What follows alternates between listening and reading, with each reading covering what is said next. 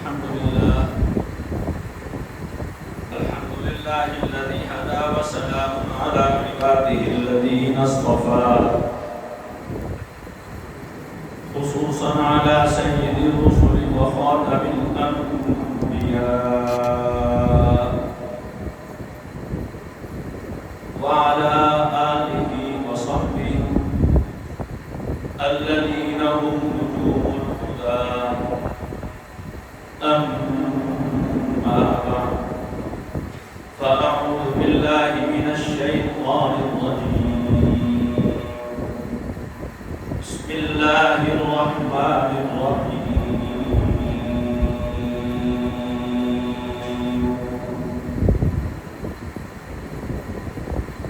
يا أيها الذين آمنوا اتقوا الله وكونوا مع الصادقين وقال النبي صلى الله تعالى عليه وسلم الصدق ينجي والكذب يهلك أو كما قال رسول الله صلى الله تعالى عليه وسلم صدق الله العظيم وصدق رسوله النبي الكريم ونحن على ذلك لمن الشاهدين والشاكرين والحمد لله رب العالمين ما إن مدحت محمدا بمقالتي ولكن مدحت مقالتي بمحمد يا رب صل وسلم دائما أبدا يا رب صل وسلم دائما أبدا على حبيبك خير الخلق كلهم هو الحبيب الذي ترجى شفاعته لكل هول من الأهوال مقتحمين.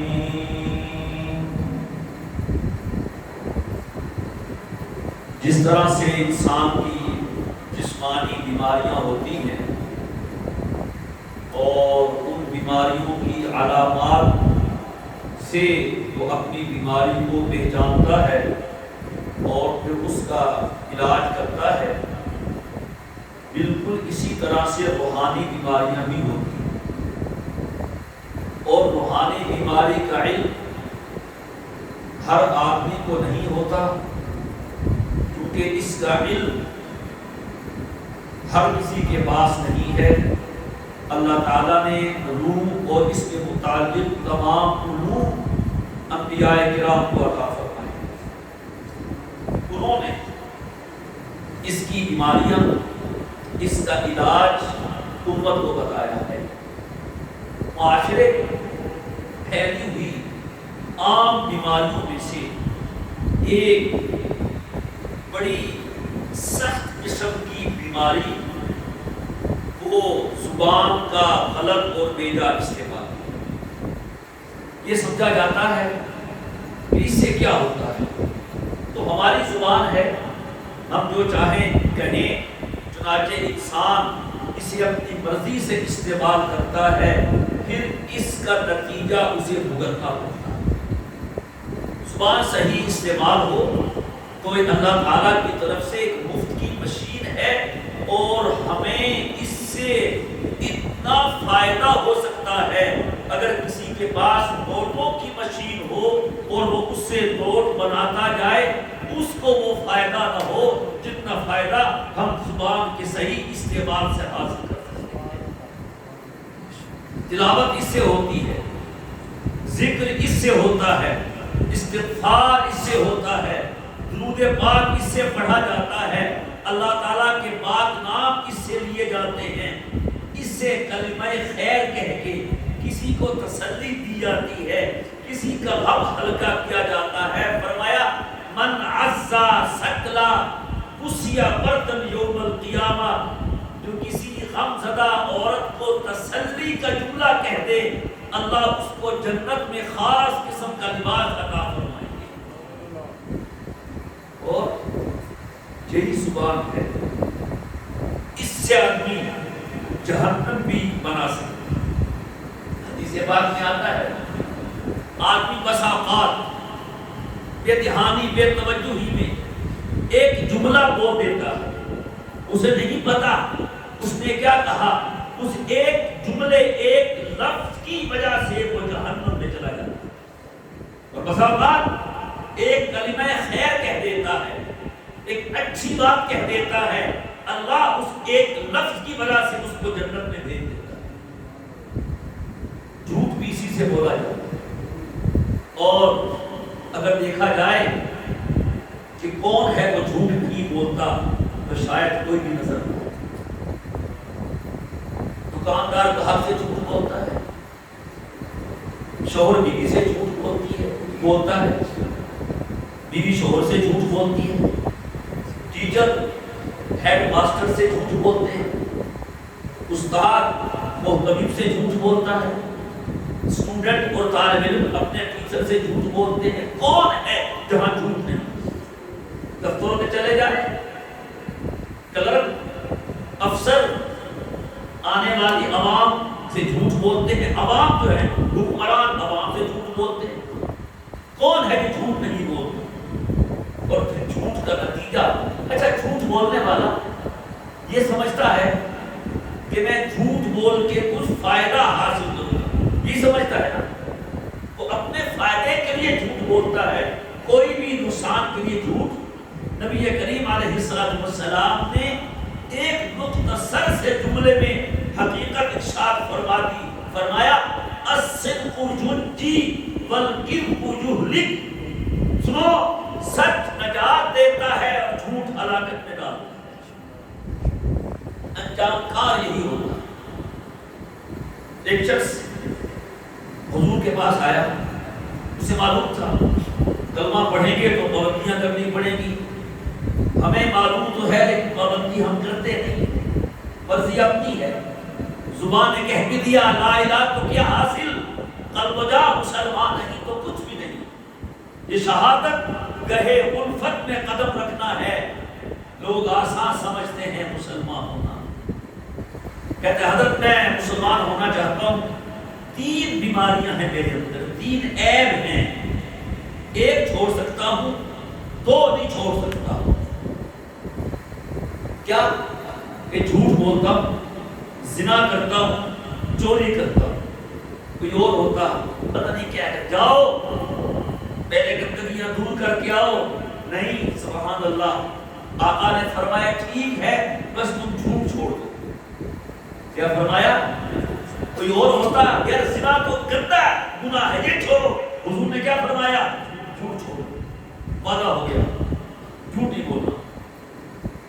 اب رات کا وقت ہے، وہی کوئی عادت پڑی ہوئی ہے، پروگرام بنا رہا ہے، جائیں بدکاری کریں، خیال آیا کل حضور کی بارگاہ میں بھی جاؤ گے، اگر حضور نے سب کے سامنے پوچھ لیا زنا کیا تھا، جھوٹ تو بولنا نہیں، اگر کہا سب کے سامنے شرم نہیں آئے گی؟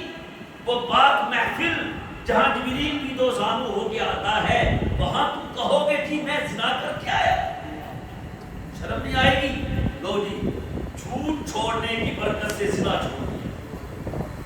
اگلا دن ہوا، یہ کئی دن کے بعد اب خیال ہوا چلیں، ضروریات زندگی کم ہو گئی، چوری کرے، یہ ہوتے ہیں نا، تو چوری کا پروگرام بنایا۔ پھر خیال آیا کہ تم چوری کرنے جا تو رہے ہو، کل حضور کی محفل میں بھی جاؤ گے، آقا پوچھیں گے چوری کی تھی، جھوٹ تو بولنا نہیں، تو کہہ دو کہ ٹھیک کی تھی، شرم نہیں آئے گی؟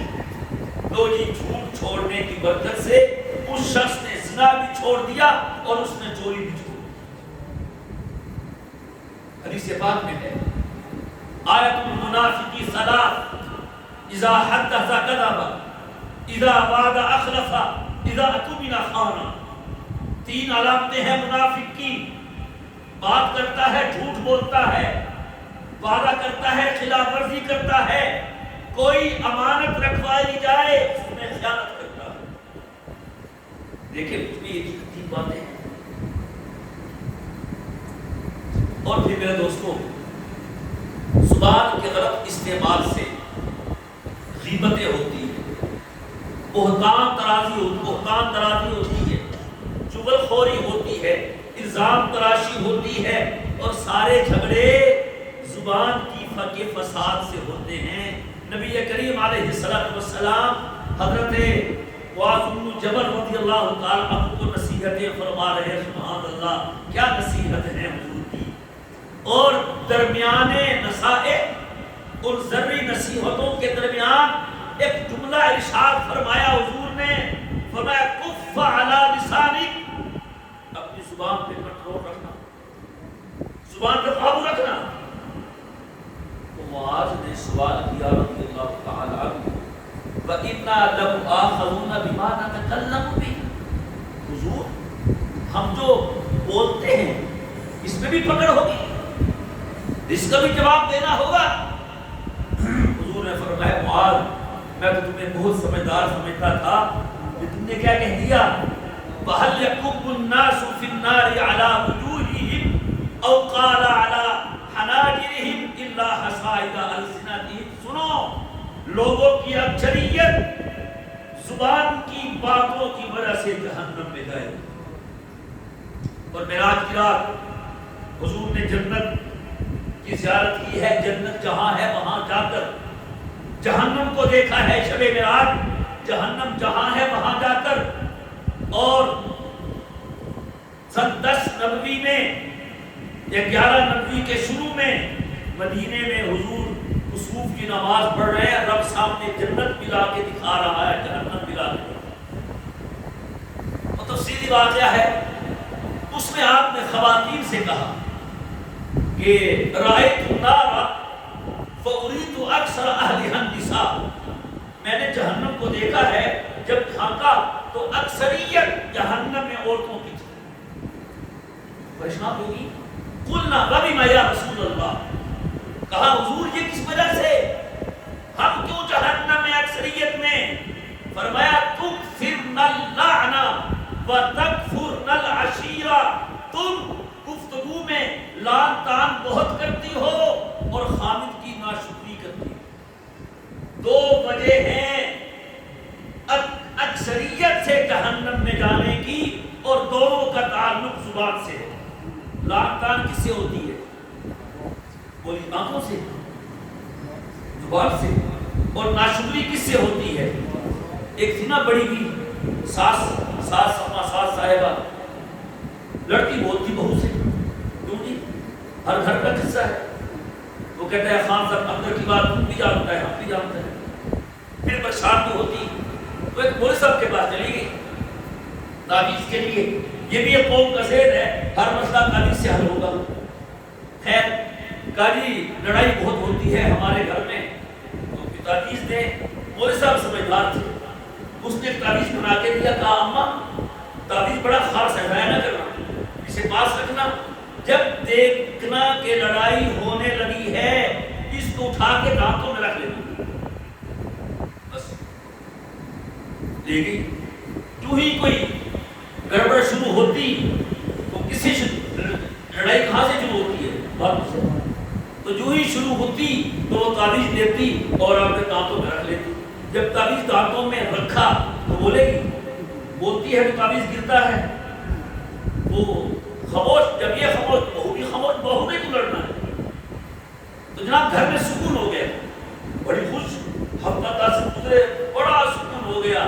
لیا ڈبہ مٹھائی کا اور جا کے مولوی صاحب کو پیش کیا کہ میں شکریہ ادا کرنے آئی ہوں، آپ کا تعویذ تو بہت بہترین ہے۔ تعویذ کیا ہے؟ گھر میں سکون ہی سکون ہو گیا۔ انہوں نے کہا بی بی یہ تعویذ کی برکت نہیں، یہ تیری زبان کے بند ہونے کی برکت ہے۔ زبان بند رکھا کرو، کچھ نہیں ہوگا۔ اور حضور نے فرمایا من صامت نجا، سبحان اللہ، من صامت نجا، جو خاموش رہا اس نے نجات پائی۔ اور حدیث ہے من کان یؤمن باللہ والیوم الآخر فلیقل خیرا او لیصمت، جس کا اللہ اور اس کے رسول پہ ایمان ہے جب بھی کچھ کہنا ہو اچھی بات کہے یا خاموش کہے۔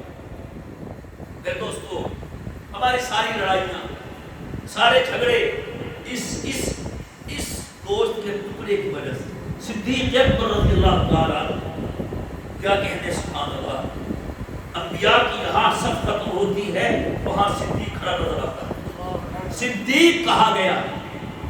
کبھی کبھی اپنی زبان منہ سے نکالتے ہیں، پکڑتے ہیں، مروڑتے ہیں زبان کو اور کیا کہتے ہیں، ھذا اوغد لی الموارد، ھذا اوغد لی الموارد، اس نے مجھے ہلاکتوں میں ڈال دیا۔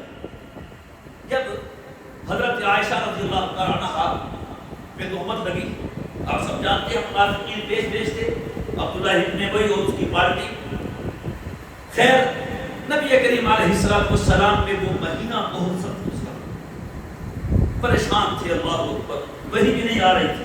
اللہ کبھی کبھی اپنے دوستوں کے ساتھ یہ بھی کرتا ہے، ہوتا ہے یہ محبت میں۔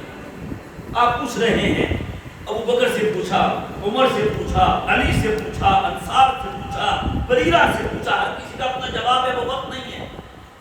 صدیق اکبر سے تم بتاؤ بیٹی کے بارے میں، خاموش ہے، کچھ نہیں کہا، کچھ نہیں کہا۔ پتہ چل گیا، چلتا ہے نا، گلی تو ہوتی ہے نا کہ جب صفائی دینے کا موقع ہو، ہے بھی باپ اور ابا سے پوچھ رہے ہیں میرے شوہر بتاؤ بیٹی کے بارے میں، وہ کوئی ایک کلمہ تو کہہ دیتے، نہیں کہا۔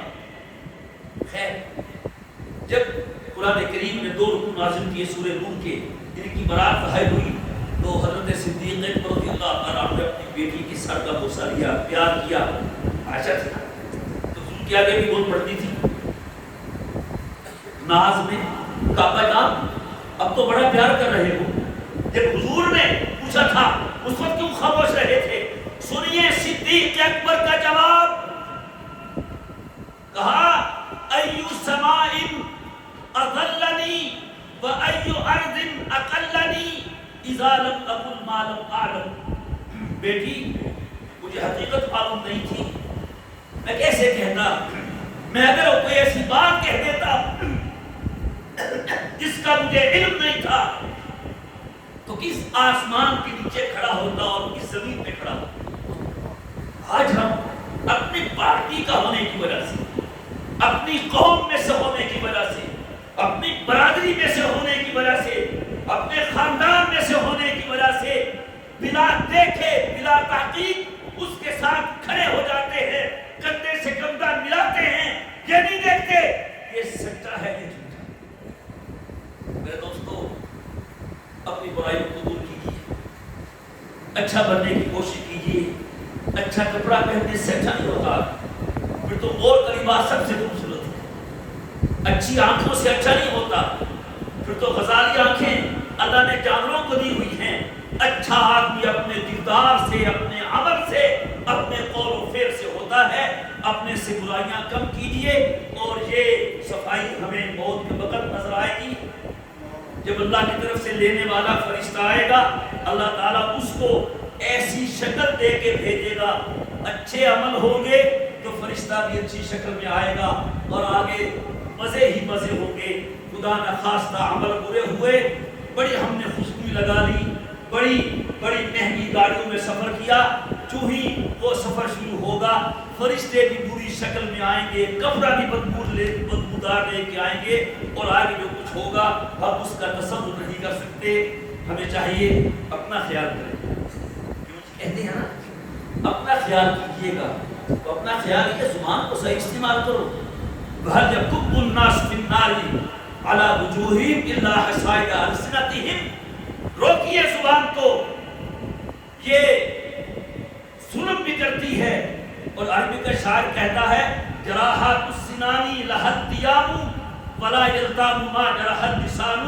تلوار، نیزے، چاقو کا زخم مل جاتا ہے، جو زخم زبان سے لگایا جاتا ہے وہ ہمیشہ ہرا رہتا ہے۔ اپنی زبان سے مت تکلیف دیجیے کسی کو، دل مت دکھائیے، لوگوں کی تسلی کا کام کیجیے، انہیں حوصلہ دیجیے، ان کی حوصلہ افزائی کیجیے اور زبان کو خیر کے کاموں میں استعمال کیجیے، شر کے کاموں میں استعمال نہ کیجیے۔ اور یاد رکھیے ایک وقت آنے والا ہے آپ کی زبان کو بند کر دیا جائے گا اور یہ قوت بولنے کی آپ کے ہاتھوں کو دی جائے گی۔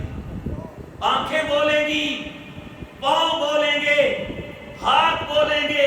کوئی کہنے لگا ہاں کیسے بولے گا؟ تو زبان کیسے بولتی ہے؟ جس رب نے زبان کو بولنے کی طاقت دی ہے وہی رب ہاتھ کو اور پاؤں کو بولنے کی طاقت دے دے گا۔ اس سے پہلے کہ زبان کا بولنا بند ہو جائے، ہم اس کو صحیح استعمال میں لائیں، تلاوت میں، ذکر اللہ میں، خیر کے کاموں میں۔ اللہ تعالیٰ سب کو زبان کا درست استعمال کرنے کی توفیق عطا فرمائے، اور زبان کے جتنے بھی گناہ ہیں، جھوٹ ہے، غیبت ہے، چغلی ہے، بہتان درازی ہے، جھگڑا لڑائی ہے، اللہ اس سے امت کو بچنے کی توفیق عطا فرمائے۔ زبان درست ہو جائے، گھروں میں سکون ہو جائے، دکانوں میں، مال میں، شاپنگ ہال میں، اداروں میں سکون ہی سکون ہو جائے۔ اللہ ہمیں اپنی اصلاح کرنے کی توفیق عطا فرمائے۔ وآخر دعوانا ان الحمد للہ رب العالمین۔